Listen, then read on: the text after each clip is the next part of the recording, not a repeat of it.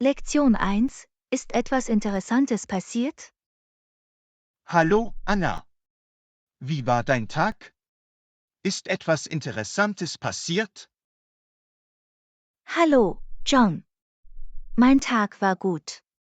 Keine große Aufregung, nur die übliche Routine. Wie steht's mit deinem? Das gleiche hier, nur ein weiterer Tag in den Büchern. Aber hier, wo wir gerade von Routinen sprechen, haben Sie irgendwelche Familientraditionen? Oh ja. Wir haben ein paar Traditionen, denen wir folgen. Einer meiner Favoriten ist unser jährlicher Spieleabend. Spieleabend? Das klingt nach einem Knaller. Was für Spiele spielst du? Wir spielen alle Arten von Spielen, von klassischen Brettspielen bis hin zu interaktiven Videospielen. Es wird ziemlich wettbewerbsfähig. Das klingt nach so viel Spaß. Ich kann mir das Lachen und die freundschaftliche Rivalität schon vorstellen. Absolut. Es ist eine Zeit, in der die ganze Familie zusammenkommt, loslässt und ein gewisses Maß an Verbundenheit genießt. Ich wünschte, meine Familie hätte eine solche Tradition. Wir sollten einen starten. Oh, auf jeden Fall. Sie können Ihre eigene einzigartige Tradition kreieren. Es könnte alles sein, was alle zusammenbringt. Das ist eine tolle Idee. Vielleicht könnten wir einen monatlichen Filmabend oder eine Kochherausforderung veranstalten. Die klingen fantastisch. Filmabende sind immer ein Hit, und Kochherausforderungen wären sowohl köstlich als auch unterhaltsam. Ich kann mir das Chaos in der Küche schon vorstellen. Es wäre so komisch und lecker zugleich. Haha, ich kann mir vorstellen. Achte nur darauf, dass du ein paar Feuerlöscher griffbereit hast. Guter Rat. Wir wollen nicht, dass aus der Küche eine echte Kochkatastrophe wird. Nein, das tun wir definitiv nicht. Sicherheit an erster Stelle, aber Lachen und gutes Essen an zweiter Stelle.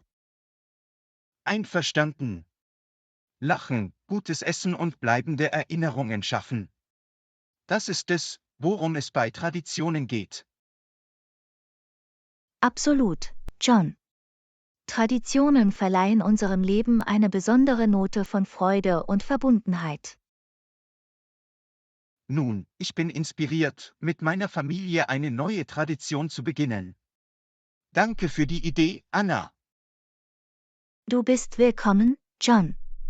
Ich freue mich darauf, dass du schöne Erinnerungen mit deinen Lieben schaffst.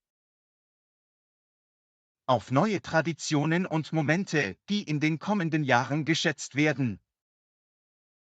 Prost darauf, John. Möge deine neue Tradition Glück und Lachen in das Leben deiner Familie bringen. Lektion 2. Haben Sie schon einmal würzige Thunfischbrötchen probiert? Hey Anna, hast du schon einmal würzige Thunfischbrötchen probiert? Oh ja. Ich liebe sie absolut. Der würzige Kick mit dem frischen Thunfisch ist einfach unglaublich. Das klingt köstlich. Ich hatte sie noch nie, aber jetzt bin ich neugierig, sie auszuprobieren. Das solltest du auf jeden Fall. Sie sind eine beliebte Wahl für Sushi, und ich denke, Sie werden die Kombination der Aromen genießen. Ich bin ein Fan von scharfem Essen, also habe ich das Gefühl, dass ich sie wirklich mögen werde. Wo finde ich gute würzige Thunfischbrötchen? Es gibt mehrere Sushi-Läden in der Stadt, die sie servieren. Ich kann ein paar empfehlen, wenn du möchtest.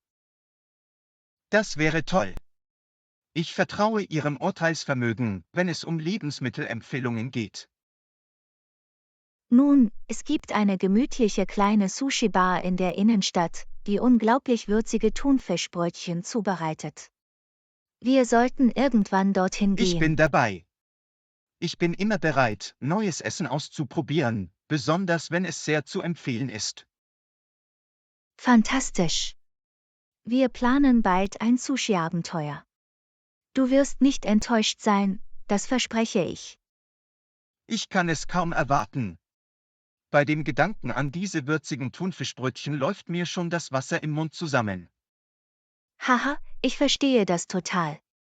Sie haben eine Art, ihre Geschmacksknospen zu verwöhnen. Es ist Sushi-Magie.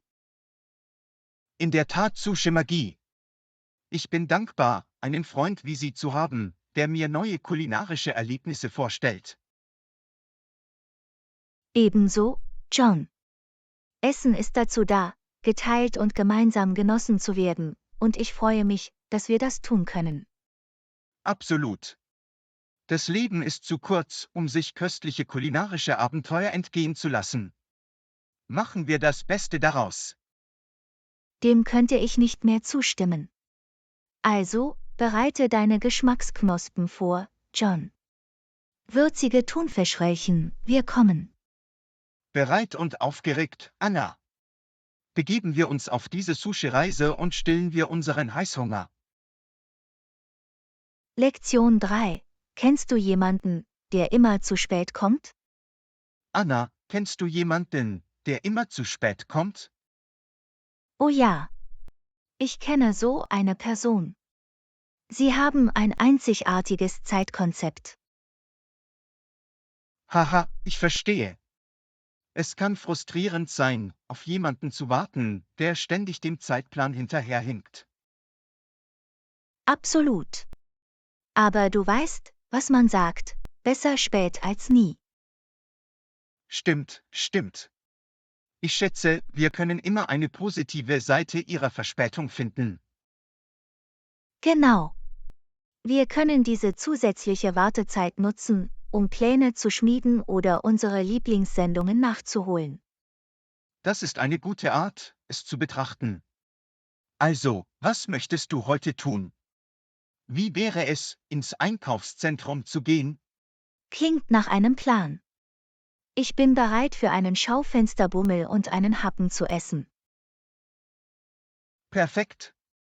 Das Einkaufszentrum ist immer ein lustiger Ort zum Abhängen. Wir können neue Geschäfte erkunden und vielleicht sogar tolle Angebote finden.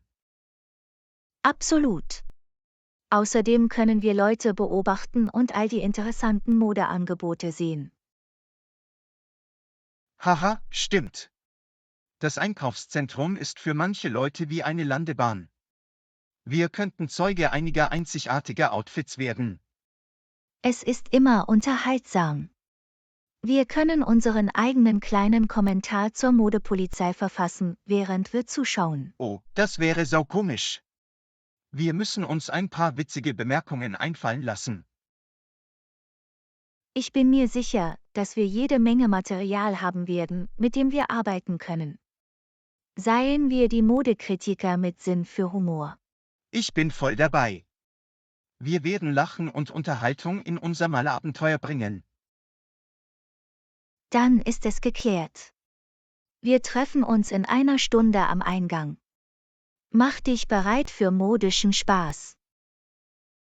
Ich werde da sein. Ich kann es kaum erwarten zu sehen, was das Einkaufszentrum für uns bereithält. Lass die Modenschau beginnen. Bis bald, John. Mach deine Richterbrille bereit. Wir werden bald eine fabelhafte Zeit haben. Lektion 4. Die Temperaturen waren in letzter Zeit ziemlich alarmierend. Anna, ist dir aufgefallen, dass die Temperaturen in letzter Zeit ziemlich alarmierend waren? Oh, absolut. Es ist schwer, die extremen Wetterereignisse auf der ganzen Welt zu ignorieren. Es ist ziemlich besorgniserregend, nicht wahr? Die Hitzewellen und Stürme scheinen häufiger und intensiver zu sein. Ich stimme zu. Das ist ein klarer Hinweis auf den Klimawandel und seine Auswirkungen auf unseren Planeten. Da wundert man sich, was die Zukunft bringt. Wir müssen Maßnahmen ergreifen, um unsere Umwelt zu schützen. Definitiv. Kleine Veränderungen in unserem täglichen Leben können einen großen Unterschied machen. Jede Anstrengung zählt. Absolut. Wir können damit beginnen, unseren CO2-Fußabdruck zu reduzieren, indem wir beispielsweise öffentliche Verkehrsmittel nutzen oder Energie sparen. Und vergessen wir nicht, Bäume zu pflanzen. Es ist eine einfache Möglichkeit, zu einem gesünderen Planeten beizutragen. Das ist wahr. Bäume sind die Luftreiniger der Natur. Wir sollten uns alle für das Pflanzen von Bäumen begeistern. Haha, ich mag die Idee, ein Fan des Baumpflanzens zu sein. Wir können sogar passende T-Shirts haben. Das wäre großartig. Wir werden die Umweltsuperhelden sein, ein Baum nach dem anderen. Rettet den Planeten mit Stil. Ich kann mir uns schon in unseren Superheldenposen mit Schaufeln in der Hand vorstellen. Haha, ich kann nicht aufhören, über das mentale Bild zu lachen. Wir werden in aller Munde sein. In der Tat. Und vielleicht inspiriert unser Enthusiasmus andere dazu, sich der Baumpflanzbewegung anzuschließen. Das wäre fantastisch. Je mehr Menschen involviert sind, desto mehr Wirkung können wir erzielen. Absolut. Lassen Sie uns die Nachricht verbreiten und alle ermutigen, Maßnahmen für eine grünere Zukunft zu ergreifen. Ich bin froh, dass wir auf derselben Wellenlänge sind, Anna. Gemeinsam können wir etwas bewirken und diese alarmierenden Temperaturen bewältigen. Definitiv, John. Wir sind ein dynamisches Duo, bereit, den Planeten mit einem Baum und einem Lachen nach dem anderen zu retten. Lektion 5. Glaubst du, wir haben genug Zeit? Anna, unser Flug ist in ein paar Stunden. Glaubst du, wir haben genug Zeit? Mach dir keine Sorgen, John. Wir haben vor unserem Flug noch viel Zeit. Wir brauchen uns nicht zu stressen. Puh. Das ist eine Erleichterung. Ich habe immer ein bisschen Angst davor, zu spät zu fliegen. Ich verstehe. Aber denken Sie daran, wir haben alles im Voraus geplant, also können wir loslegen. Du hast recht. Wir haben unsere Pässe, Tickets und Koffer gepackt. Wir sind vorbereitet. Absolut. Wir haben sogar die Flugdaten überprüft und dafür gesorgt, dass wir früh abreisen. Es ist immer besser, auf Nummer sicher zu gehen, wenn es darum geht, Flüge zu erwischen. Definitiv. Wir werden genug Zeit haben, um durch die Sicherheitskontrolle zu gehen, uns einen Snack zu holen und uns vor dem Einsteigen zu entspannen. Das klingt perfekt. Ich könnte einen kleinen Snack gebrauchen, um mich während des Fluges mit Energie zu versorgen. Ich habe auch ein paar Snacks eingepackt, nur für den Fall. Wir werden auf dieser Reise nicht hungern. Haha, du bist immer vorbereitet, Anna. Du denkst an alles.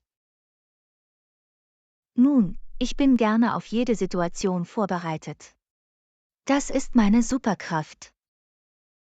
Ihre Superkraft der Vorbereitung wird den Tag erneut retten.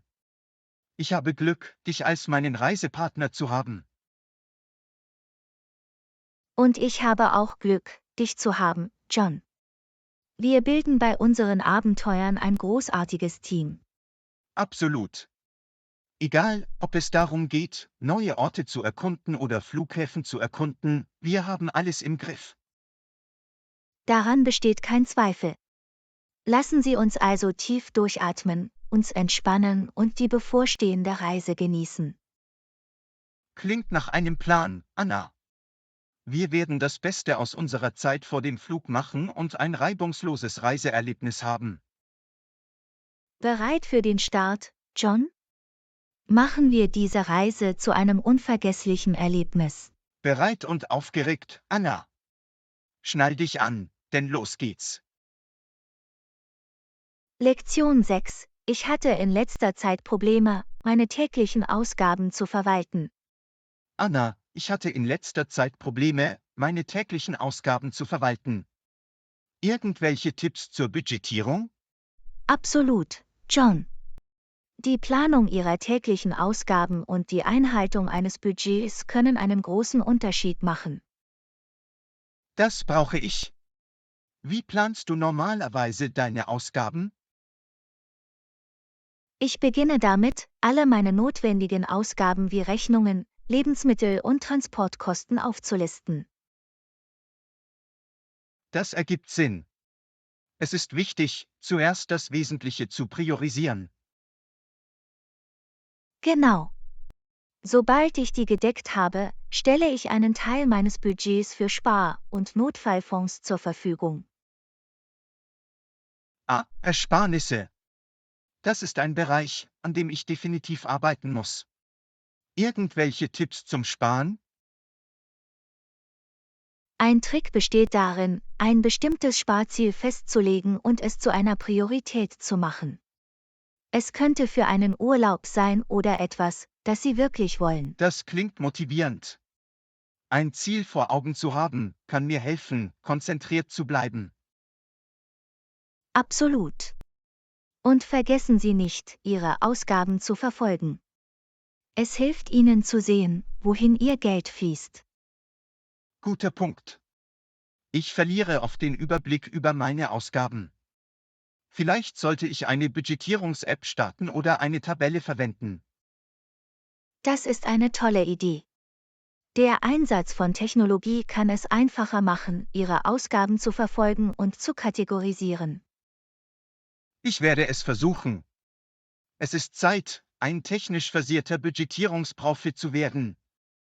Haha, du wirst in kürzester Zeit ein Profi sein, John. Technologie ist hier, um uns in allen Lebensbereichen zu helfen, auch bei der Budgetierung. Stimmt.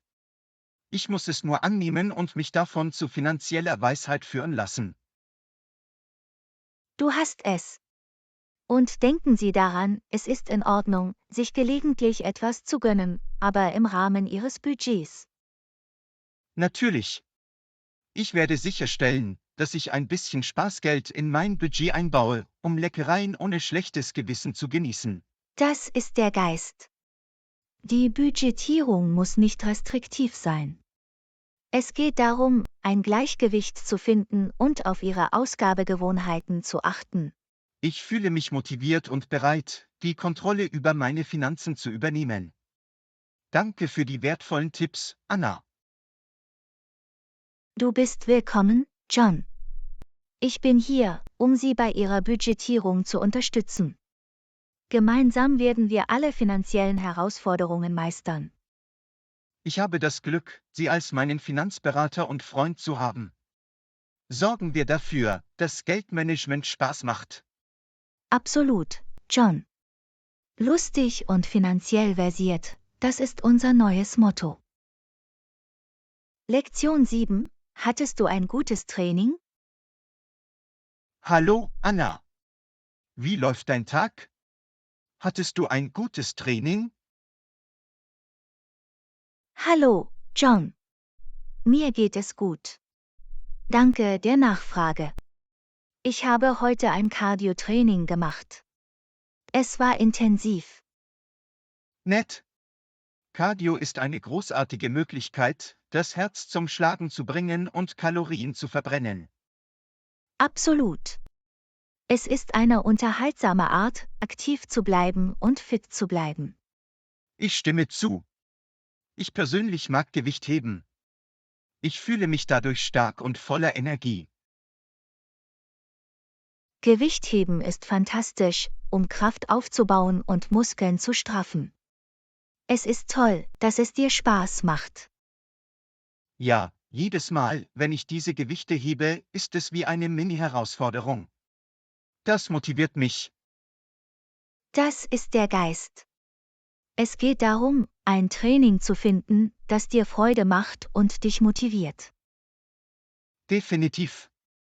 Also, welche Art von Cardio-Training hast du gemacht? Laufen, Radfahren oder etwas anderes? Ich habe es heute verwechselt.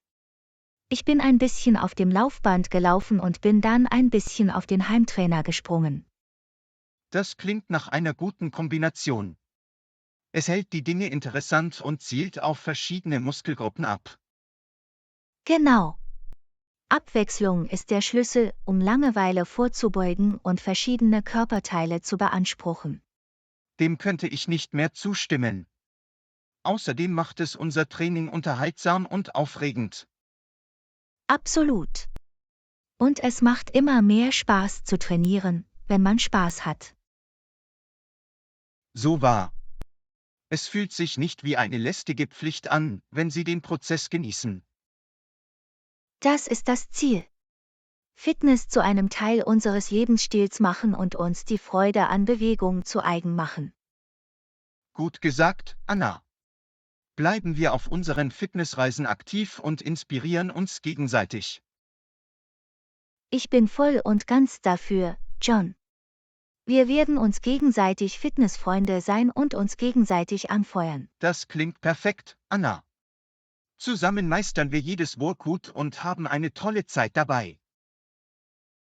Absolut, John.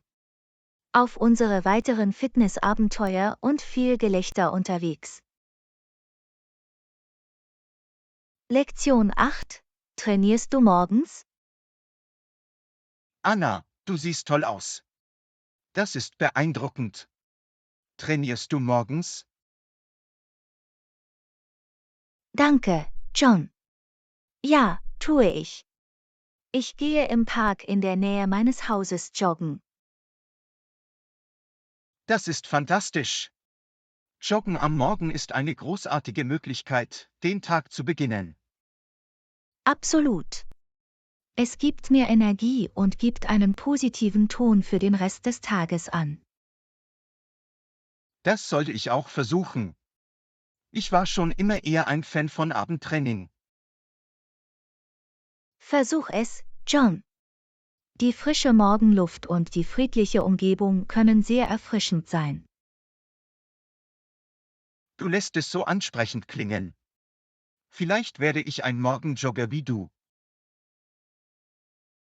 Haha, trete dem morgendlichen Joggerclub bei, John. Wir heißen Sie mit offenen Armen willkommen. Das klingt einladend. Ich kann mir schon vorstellen, dass wir zusammen joggen, chatten und lachen. Es würde so viel Spaß machen. Wir können Joggingfreunde sein und uns dabei gegenseitig motivieren. Ich mag den Klang davon.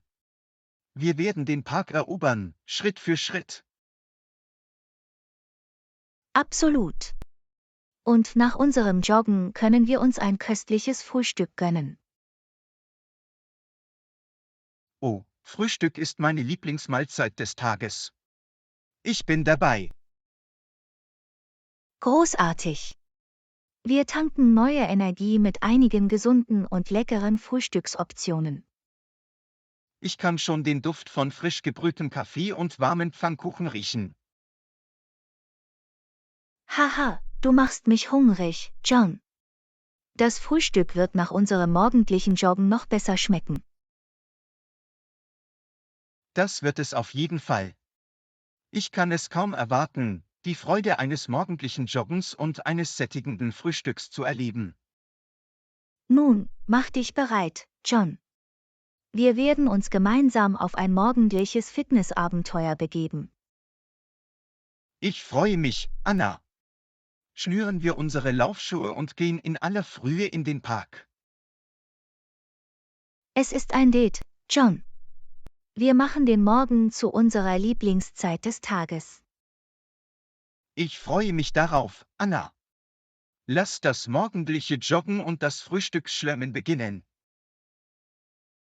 Lektion 9. Ich habe wirklich hart gearbeitet. Hallo, Anna. Ich muss reden. Ich habe mein Bestes versucht, aber es war hart. Hallo, John. Ich bin hier, um zuzuhören. Was ist passiert? Wie schwer? Nun, ich habe wirklich hart gearbeitet, aber die Dinge scheinen einfach nicht so zu laufen, wie ich es mir vorgestellt habe. Ich verstehe, wie frustrierend das sein kann. Manchmal wirft uns das Leben auf die Nerven. Genau. Es fühlt sich an, als würde ich alles tun, was ich kann, aber die Ergebnisse entsprechen nicht meinen Bemühungen.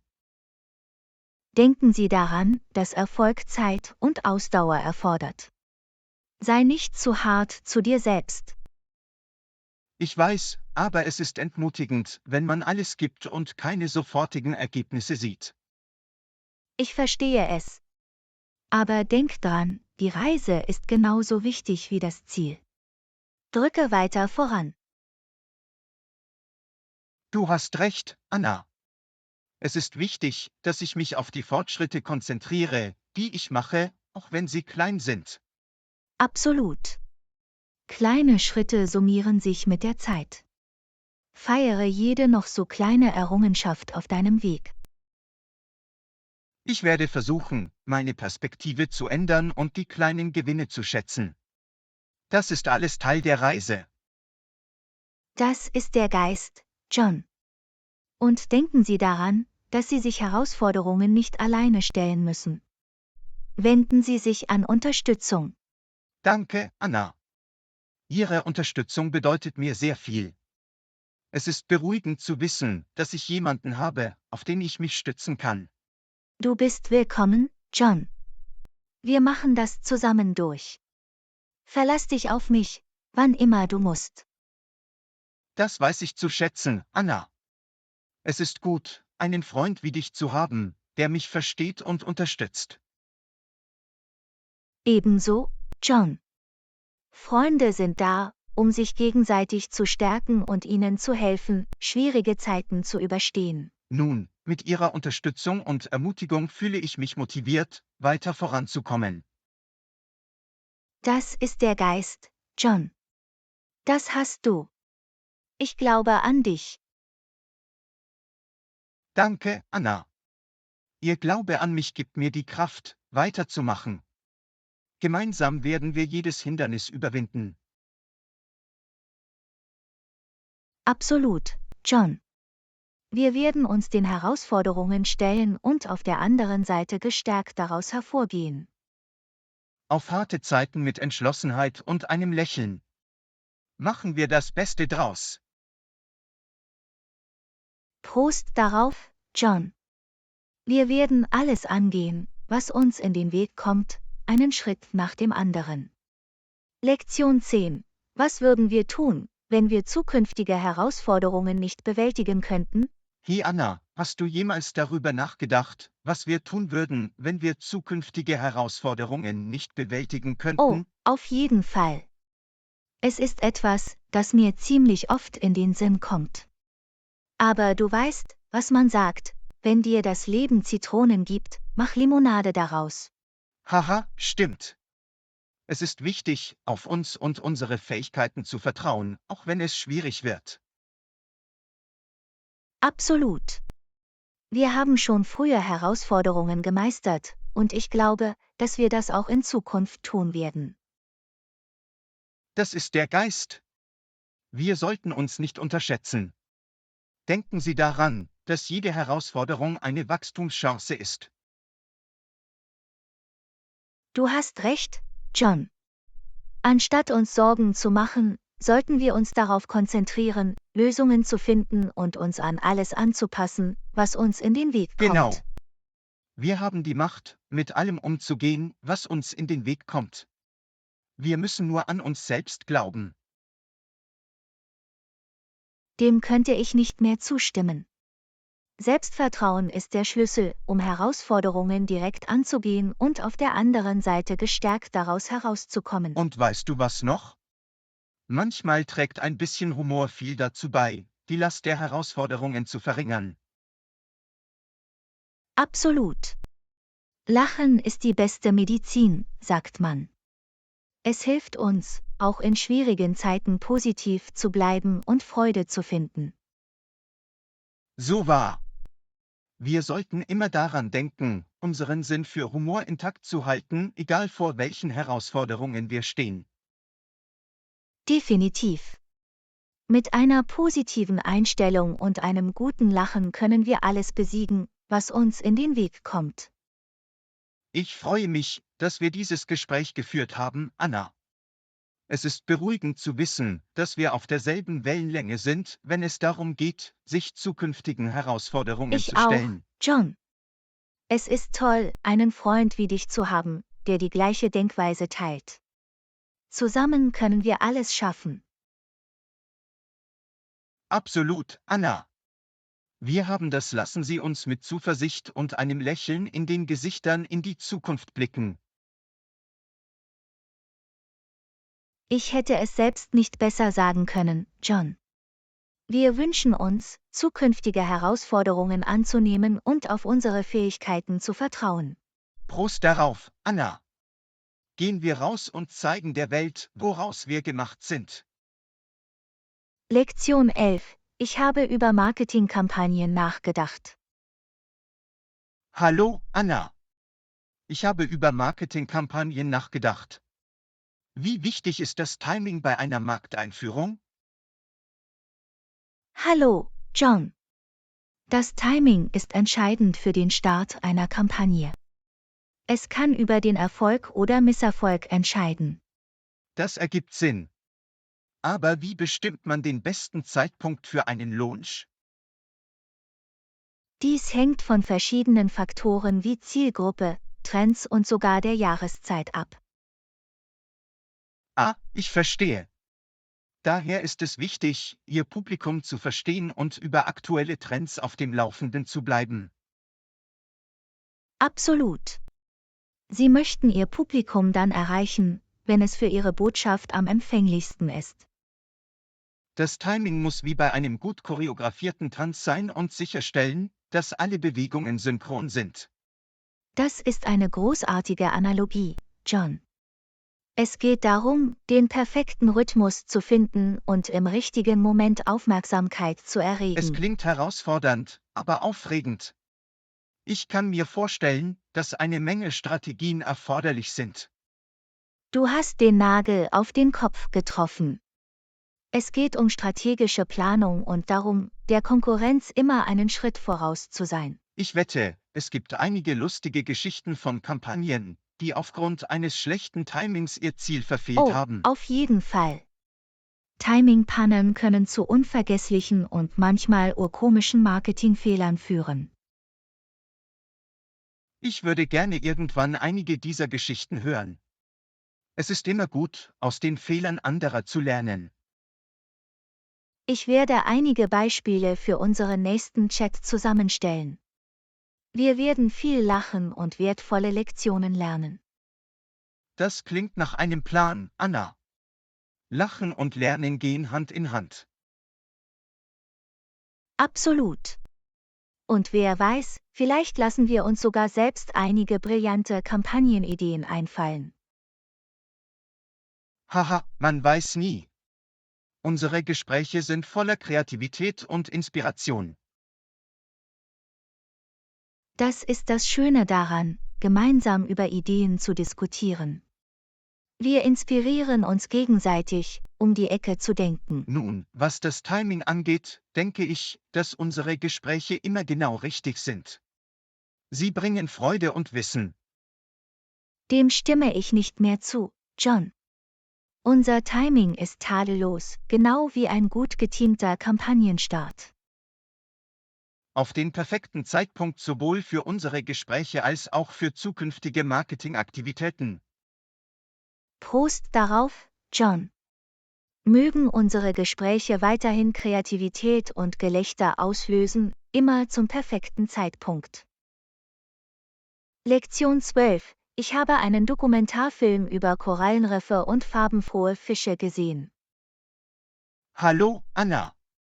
Ich habe einen Dokumentarfilm über Korallenriffe und farbenfrohe Fische gesehen. Das klingt nach einer Menge Spaß. Hallo, John. Das tut es wirklich. Die Unterwasserwelt ist so faszinierend und voller lebendiger Schönheit. Ich kann mir vorstellen, zwischen diesen bunten Fischen zu schwimmen und mich wie in einem lebenden Gemälde zu fühlen. Es wäre, als würde man ein magisches Reich betreten, umgeben von einem Kaleidoskop aus Farben und Meereslebewesen. Warst du schon einmal beim Schnorcheln oder Tauchen, um Korallenriffe zu erkunden?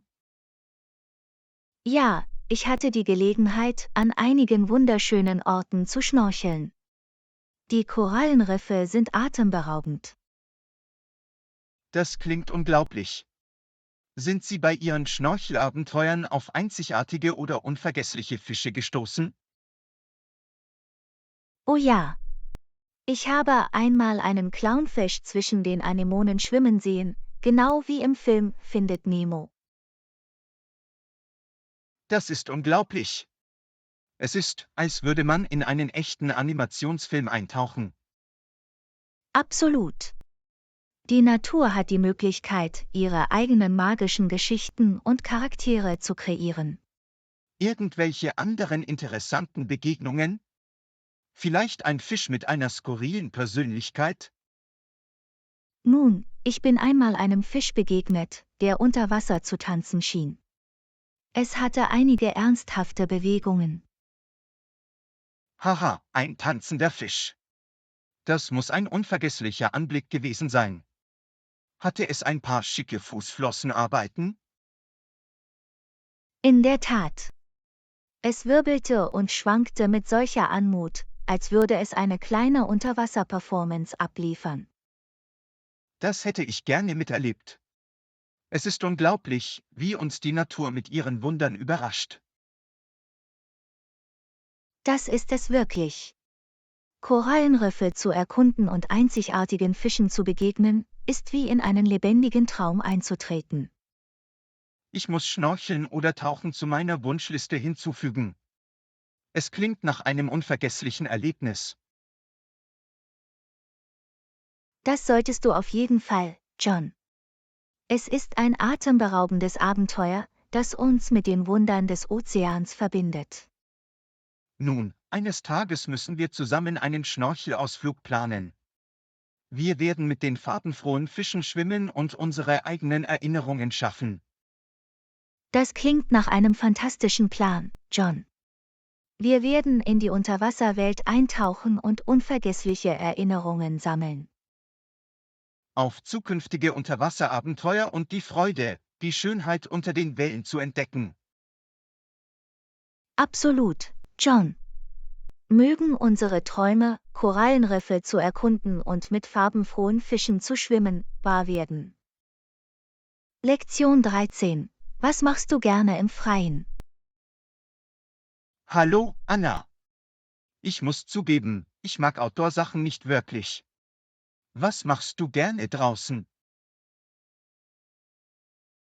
Hallo, John. Das ist völlig okay. Ich genieße eine Vielzahl von Outdoor-Aktivitäten. Einer meiner Favoriten ist Wandern. Wandern, hm? Das klingt nach einer guten Möglichkeit, sich mit der Natur zu verbinden. Hast du irgendwelche Lieblingswanderwege? Absolut. Ich liebe es, verschiedene Wege zu erkunden. Einer meiner Favoriten ist ein Weg, der zu einem atemberaubenden Wasserfall führt. Wow, das klingt atemberaubend. Ich kann mir das Geräusch des rauschenden Wassers und die Schönheit der Umgebung vorstellen. Es ist ein wahrhaft magisches Erlebnis, John. Die Sehenswürdigkeiten und Geräusche der Natur können so beruhigend und erfrischend sein. Ich verstehe, warum die Leute gerne wandern. Es ist eine Gelegenheit, der Hektik des Alltags zu entfliehen. Das ist genau das. Es ist eine Möglichkeit, sich von der Technologie zu trennen und in die Schönheit der Natur einzutauchen. Welche anderen Outdoor-Aktivitäten magst du, Anna? Ich liebe es auch, Fahrradtouren zu machen. Die Erkundung malerischer Wanderwege mit dem Fahrrad ist eine großartige Möglichkeit, sich zu bewegen und die Aussicht zu genießen. Das klingt lustig. Ich erinnere mich, wie ich als Kind Fahrrad gefahren bin. Es war immer ein Abenteuer. Es ist nie zu spät, wieder aufs Fahrrad zu steigen, John. Vielleicht entdecken Sie dieses Gefühl von Abenteuer und Freiheit wieder. Du hast recht. Vielleicht sollte ich es versuchen und schauen, wohin mich das Fahrrad führt. Absolut. Vielleicht entdecken Sie versteckte Juwelen in Ihrer eigenen Nachbarschaft oder finden neue Wege, die Sie erkunden können. Ich werde es auf jeden Fall in Betracht ziehen. Gibt es noch andere Outdoor-Aktivitäten, die du magst? Ich mag auch Picknicks im Park. Es ist eine einfache und dennoch reizvolle Art, Zeit im Freien mit Freunden und Familie zu verbringen. Das klingt wunderbar. Gutes Essen, gute Gesellschaft und eine wunderschöne Umgebung im Freien. Es ist ein Rezept für eine tolle Zeit. Das ist es auf jeden Fall. Außerdem können Sie Spiele im Freien spielen oder einfach nur entspannen und die Sonne genießen. Ich mag Outdoor-Sachen vielleicht nicht, aber wenn ich von deinen Outdoor-Abenteuern höre, bin ich neugierig, neue Dinge auszuprobieren. Das ist der Geist, John. Manchmal kann das Verlassen unserer Komfortzonen zu unerwarteten Freuden und Entdeckungen führen. Du hast recht, Anna. Ich bleibe unvoreingenommen und nehme die Outdoor-Abenteuer an, die mir in den Weg kommen. Wir freuen uns darauf, neue Erfahrungen zu machen und Freude in der freien Natur zu finden, unabhängig von unseren Vorlieben. Lektion 14. Ich probiere Kleidung lieber zuerst an, bevor ich sie kaufe. Hallo, Anna. Ich probiere lieber zuerst Klamotten an, bevor ich sie kaufe. Wie steht's mit dir? Hallo, John. Das ist eine gute Idee. Das Anprobieren von Kleidung sorgt für eine gute Passform und bewahrt uns vor Überraschungen. Genau. Ich habe einige lustige Erfahrungen mit Klamotten gemacht, die auf dem Kleiderbügel gut aussahen, aber nicht auf mir. Oh, das kann ich nachvollziehen.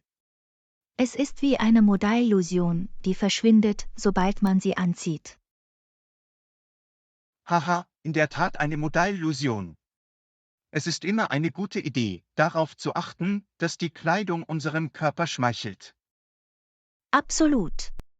Außerdem kann das Anprobieren von Kleidung eine lustige Minimodenschau sein. Wir können mit verschiedenen Stilen experimentieren.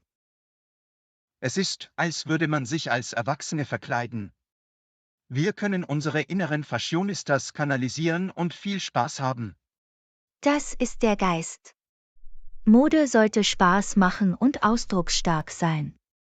Das Anprobieren von Kleidung ermöglicht es uns, unseren einzigartigen Ich Stil habe zu Lust finden. auf ein Modeabenteuer. Wo sollten wir anfangen? Hast du ein bestimmtes Geschäft im Sinn? Lassen Sie uns ein paar verschiedene Geschäfte erkunden. Wir können in eine trendige Boutique, ein Kaufhaus und vielleicht sogar in einen Secondhandladen gehen. Das klingt nach einem Plan. Es wird uns eine breite Palette von Optionen und Stilen zur Auswahl geben. Genau. Abwechslung ist die Würze des Lebens, besonders wenn es um Mode geht. Ich muss zugeben, dass ich vielleicht etwas Modeberatung brauche. Ich bin nicht die stilvollste Person. Keine Sorge, John. Bei Mode dreht sich alles um Selbstentfaltung. Wir finden etwas, das zu Ihrer Persönlichkeit passt und Ihnen ein sicheres Gefühl gibt. Das weiß ich zu schätzen, Anna. Es ist gut, einen Modeexperten an meiner Seite zu haben. Es ist mir ein Vergnügen, John. Es macht mir Spaß, anderen zu helfen, ihren einzigartigen Stil zu entdecken und sich in ihrer Kleidung wohlzufühlen. In Ordnung, lassen Sie uns auf diese Modereise gehen. Wer weiß, vielleicht finden wir unterwegs einige versteckte Juwelen. Ich bin begeistert. Unser Modeabenteuer erwartet Sie voller Lachen, toller Funde und fabelhafter Outfits. Wir freuen uns auf Mode, probieren Kleidung an und entdecken unseren eigenen Sinn für Stil. Prost darauf, John. Mögen unsere Modeeskapaden voller Freude, Zuversicht und unvergesslicher Modemomente sein. Lektion 15. Ich denke, ein Plan sollte Teil unserer Vereinbarung sein. Hallo, Anna. Ich denke, ein Plan sollte Teil unserer Vereinbarung sein. Was denkst du? Hallo, John. Ich stimme voll und ganz zu. Ein Plan hilft uns, organisiert und auf derselben Wellenlänge zu bleiben. Großartig! Sobald wir diese Details festgelegt haben, können wir unseren Plan skizzieren und klare Erwartungen formulieren. Das klingt nach einem soliden Ansatz. Ein gut strukturierter Plan sorgt dafür, dass wir konzentriert und effizient bleiben. Genau. Es ist, als hätten wir eine Roadmap, die uns zu unseren Zielen führt. Und es stellt sicher, dass jeder seine Rollen und Verantwortlichkeiten kennt, sodass Verwirrung vermieden wird. Das ist entscheidend. Klarheit in unserem Plan verhindert Missverständnisse und sorgt für einen reibungslosen Ablauf. Einverstanden. Wir wollen sichergehen, dass wir alle auf derselben Wellenlänge sind und auf ein gemeinsames Ziel hinarbeiten. Lassen Sie uns also Schritt für Schritt unseren Plan definieren. Wir können die Aufgaben aufschlüsseln und Termine festlegen. Das ist eine kluge Herangehensweise. Wenn Sie es in überschaubare Teile aufteilen, wird alles leichter zu erreichen sein. Und wir können jedem Teammitglied spezifische Aufgaben zuweisen, die auf seinen Stärken und Fachkenntnissen basieren. Absolut. Die Nutzung der Fähigkeiten aller wird zu einer effizienteren und erfolgreicheren Ausführung führen. Sobald wir unseren Plan erstellt haben, können wir unsere Fortschritte überwachen und bei Bedarf Anpassungen vornehmen. Flexibilität ist der Schlüssel. Wir sollten bereit sein, unseren Plan anzupassen, wenn sich die Umstände im Laufe der Zeit ändern. Definitiv. Wir müssen agil sein und bereit sein, uns bei Bedarf umzuorientieren und gleichzeitig unser Endziel im Auge zu behalten. Exakt. Unser Plan ist ein Leitfaden, nicht in Stein gemeißelt. Er sollte uns dienen, uns nicht einschränken. Ich freue mich, dass wir uns über die Bedeutung der Planung einig sind. Es bereitet uns auf Erfolg vor. Ich auch, John. Planung ist eine Grundlage für eine effektive Zusammenarbeit und das Erzielen großartiger Ergebnisse. Auf einen gut ausgearbeiteten Plan, eine klare Kommunikation und eine erfolgreiche Reise. Prost darauf, John. Möge unser Plan der Fahrplan für unseren gemeinsamen Erfolg sein, voller Teamwork und Leistung. Lektion 16. Bist du neu hier? Hallo, Anna. Bist du neu hier? Ja, bin ich. Ich bin erst letzte Woche hergezogen. Willkommen in der Nachbarschaft. Wie findest du es bisher? Danke, John. Es war ein Wirbelwind, aber ich gewöhne mich langsam an und erkunde die Gegend. Das ist toll zu hören. Der Umzug an einen neuen Ort kann sowohl aufregend als auch ein bisschen überwältigend sein. Absolut. Es ist ein Neuanfang, aber es gibt auch die Herausforderung, sich mit allem vertraut zu machen. Nun, wenn Sie Empfehlungen oder Hilfe bei der Orientierung in der Nachbarschaft benötigen, können Sie uns gerne fragen. Das weiß ich zu schätzen, John. Es ist immer schön, jemanden zu haben, der sich auskennt. Betrachte mich als deinen freundlichen Nachbarschaftsführer. Ich werde alle Insider-Tipps und Tricks teilen. Haha, das ist fantastisch. Vielleicht muss ich das Angebot irgendwann annehmen. Jederzeit. Ich freue mich sehr, Ihnen alles zu zeigen und Ihnen die besten Orte vorzustellen.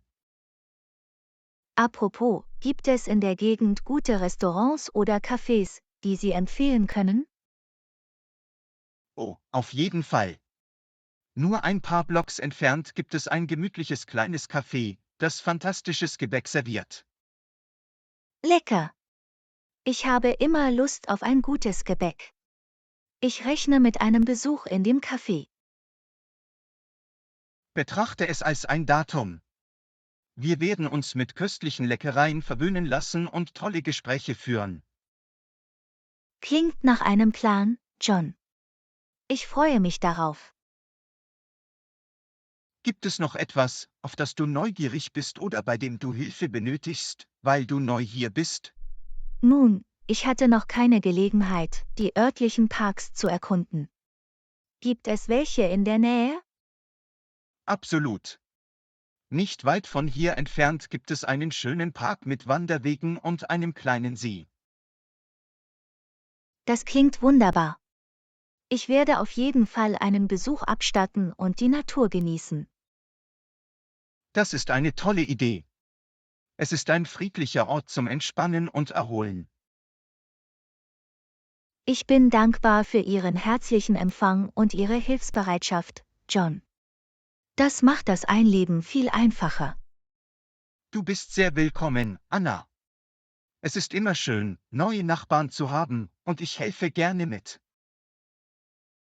Ich habe Glück, so freundliche Nachbarn wie dich zu haben.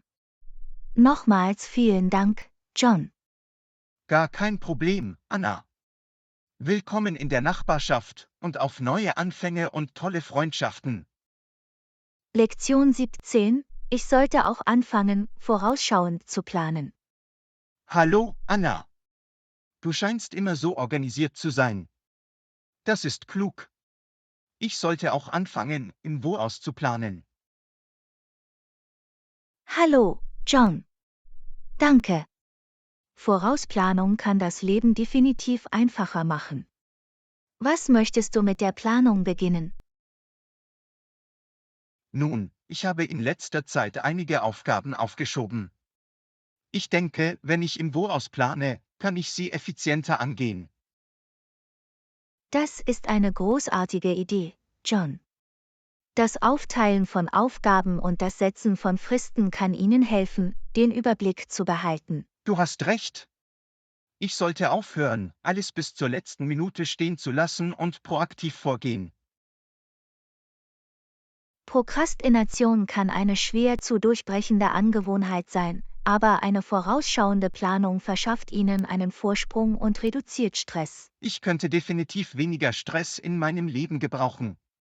Irgendwelche Tipps für den Einstieg in die Planung? Erstellen Sie zunächst eine Aufgabenliste. Schreiben Sie alle Aufgaben auf, die Sie erledigen müssen, und priorisieren Sie sie. Das klingt machbar. Ich mache eine Liste und gehe zuerst die wichtigsten Aufgaben an. Das ist der richtige Weg, John. Konzentrieren Sie sich auf die Dinge mit der höchsten Priorität und arbeiten Sie sich auf der Liste nach unten. Es ist, als würde man kleine Schritte in Richtung eines größeren Ziels machen. Jede erledigte Aufgabe bringt mich meinem Ziel näher. Genau. Feiere deine Fortschritte auf dem Weg dorthin. Es motiviert Sie und ermutigt Sie, weiterzumachen. Mir gefällt die Idee, kleine Siege zu feiern. Es fügt dem Prozess ein lustiges Element hinzu. Absolut. Sie könnten sich nach Abschluss einer Aufgabe oder eines Meilensteins etwas gönnen, das Ihnen Spaß macht. Vielleicht ein Stück von meinem Lieblingskuchen oder eine kurze Pause, um ein lustiges Video anzusehen. Belohnungen können motivierend sein. Das können sie definitiv sein. Finden Sie heraus, was für Sie am besten funktioniert, und nutzen Sie es als positive Verstärkung. Ich fühle mich inspiriert, vorausschauend zu planen und proaktiver zu sein. Danke für den Rat, Anna. Du bist willkommen, John. Ich freue mich, dass ich helfen konnte. Denken Sie daran, vorausschauend zu planen ist eine Fähigkeit, von der alle Lebensbereiche profitieren können. Ich werde das im Hinterkopf behalten. Das Aufschieben hinter sich zu lassen und die Macht der Vorausplanung zu nutzen. Prost darauf, John. Möge Ihre Planung Ihnen Produktivität, Erfolg und viel weniger Stress bringen. Lektion 18. Wissen Sie, ob der Apartmentkomplex einen Wäscheservice anbietet? Hallo, Anna. Übrigens, wissen Sie, ob der Apartmentkomplex einen Wäscheservice anbietet? Hallo, John. Ja, das tun sie. Natürlich bieten wir unseren Bewohnern einen Wäscheservice an. Das sind großartige Neuigkeiten. Es ist so praktisch, direkt hier im Gebäude eine Wäscherei zu haben. Absolut.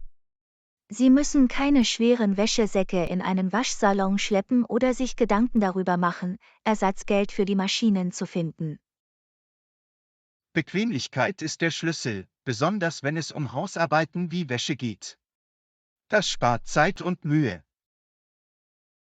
Dem könnte ich nicht mehr zustimmen. Außerdem ist es eine Erleichterung, sich keine Gedanken über die Wartung oder den Kauf von Waschmaschinen machen zu müssen. Definitiv.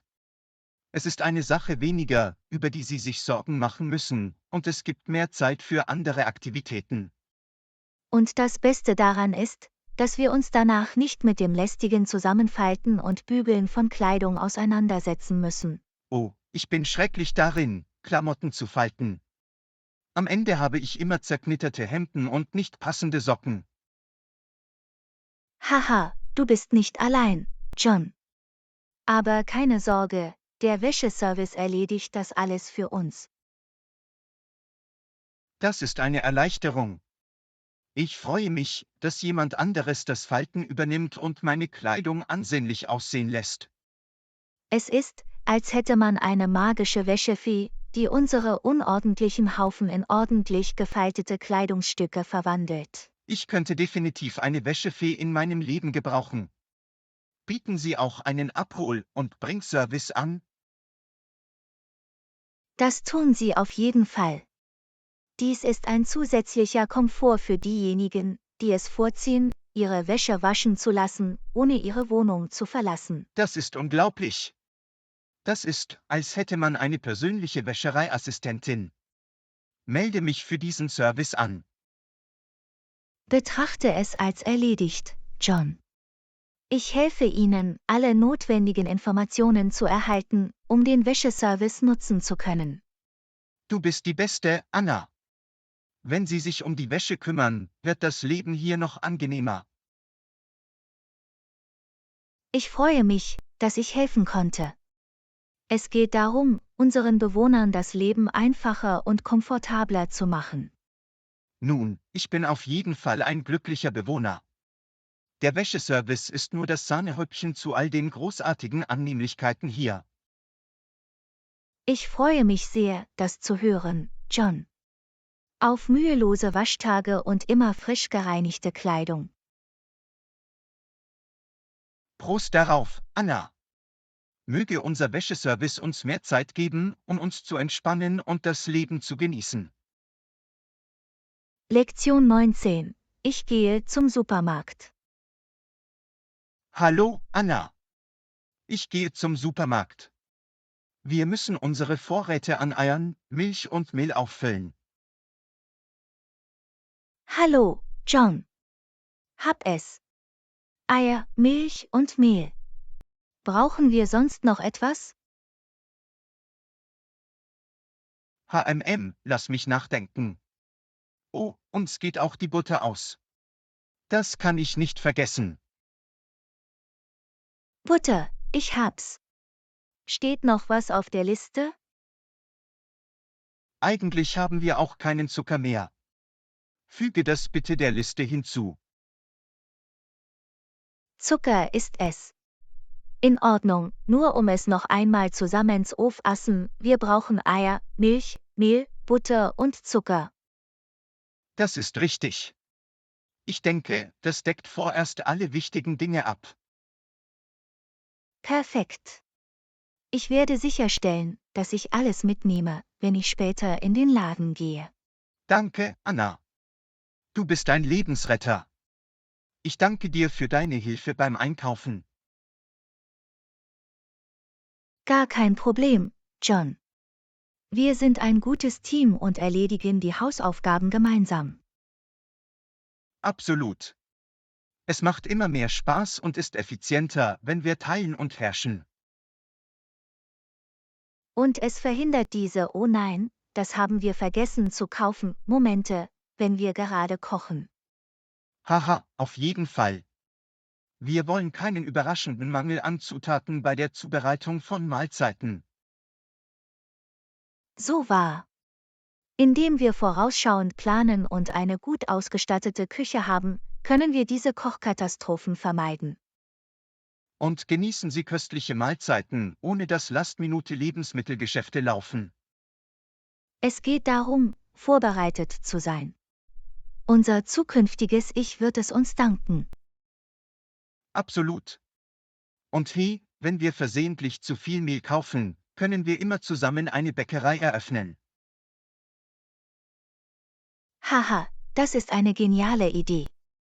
Unser eigenes kleines Bäckimperium, das von einem Überschuss an Mehl angetrieben wird. Wer weiß? Wir könnten die nächsten berühmten Bäcker der Stadt werden. Das Flour Power Duo. Ich mag den Klang davon. Unsere Bäckerei wäre bekannt für ihre leckeren Leckereien und ihren skurrilen Sinn für Humor. Wir werden Kunden haben, die für unser köstliches Gebäck und unsere komödiantischen Scherze Schlange stehen. Es wäre ein Erfolgsrezept, das Wortspiel gemeint. Haha, auf jeden Fall.